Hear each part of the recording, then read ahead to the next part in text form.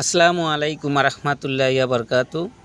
সম্মানিত সুধী দর্শক, আপনারা দেখতে পাচ্ছেন আমাদের বাংলাদেশে এইটির নাম হচ্ছে পাইকুর গাছ বলা হয়। পাইকুর গাছ বললে পিপল পাইকুর একটাই গাছ, সেটা হচ্ছে এই পাইকুর গাছ।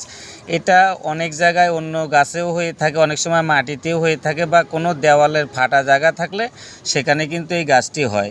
তো বিশাল আকারে বড় হয়। এটা বর্ষজীবী উদ্ভিদ, অনেক দিন পর্যন্ত এই গাছটি জীবিত থাকে, যুগের পরে যুগ এই গাছটি জীবিত থাকে। তো বলছিলাম, আলোচনায় আসতেছি যাদের হাঁপানি রোগে আক্রান্ত, শ্বাসকষ্ট রোগে আক্রান্ত, অ্যাজমা রোগে আক্রান্ত যে সকল ভাই বেড়াদার মা বোনেরা, তো তাদেরকে বলবো এইটি হলো পাতা। আপনাদের বাড়ির আশেপাশে এই গাছটি দেখতে পাবেনই, মিস নেই।